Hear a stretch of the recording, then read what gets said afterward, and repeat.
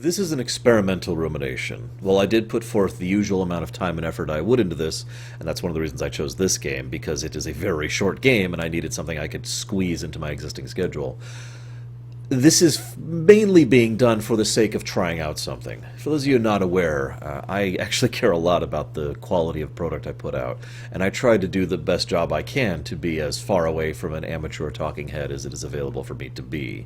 So I've been doing a lot of things over the years to try and constantly self-examine and improve.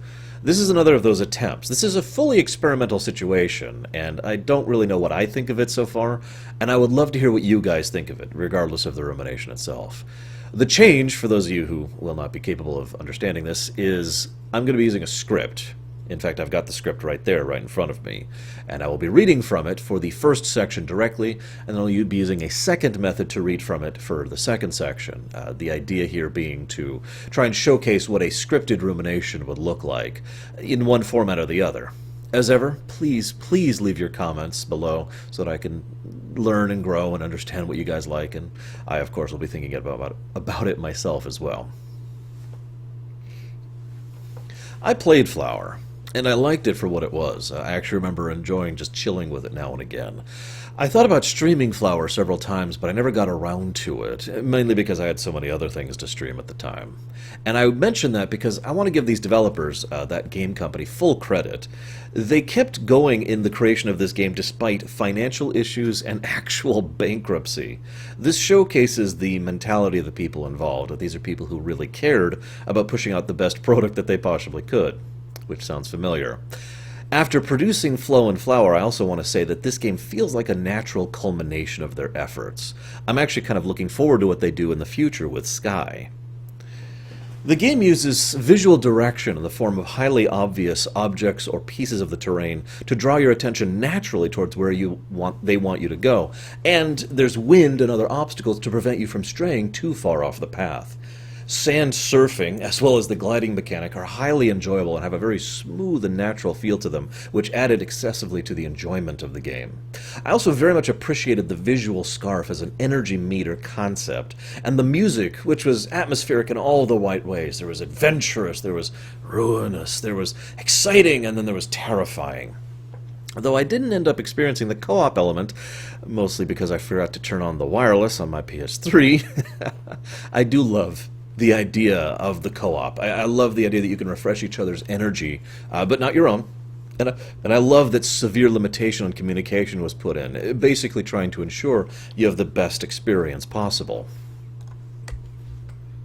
Now I will shift a little bit, and we'll be doing this slightly differently when I talk about the story perspective of this. So, to shift gears, Journey is designed to be highly interpretive. So in the spirit of this, I have decided to interpret it fully. What I behold is an alien world from which a singular font of magic, a ley line if you will, courses out of a rip in the world, which slowly pushes it out, forming it, bit by bit, into a mountain over time. At the peak of this mountain is a tremendous amount of life, but not quite as we know it. Instead, they will be what I will be henceforth referring to as glyphs. The ways in which these glyphs interact with each other slowly over time evolve into more complex forms of magic, ranging from glyph plants, glyph animals, and eventually leading to glyph people. This evolution meant that these beings were inherently reliant upon glyph energy, both for their own existence as well as their burgeoning civilization.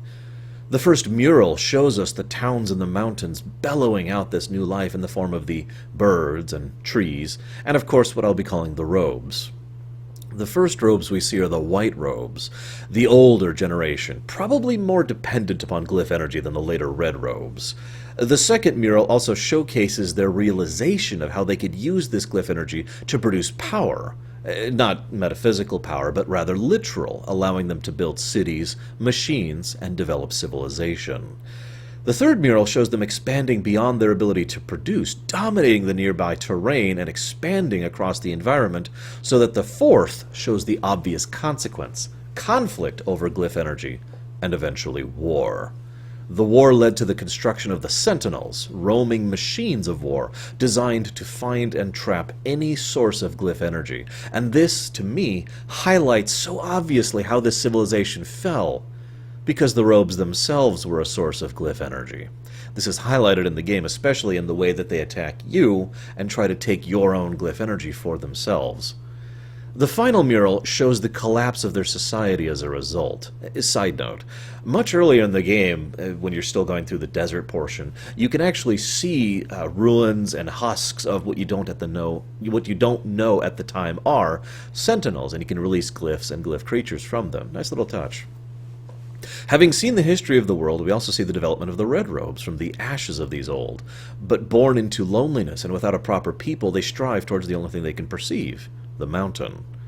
The expulsion of magic that birthed them all, which also is actually a really awesome part of the game, I might add, if I can go into another little segue here. I love the snow that collects on your robe, as well as the fact that both the environment and the sentinels are a threat for this section.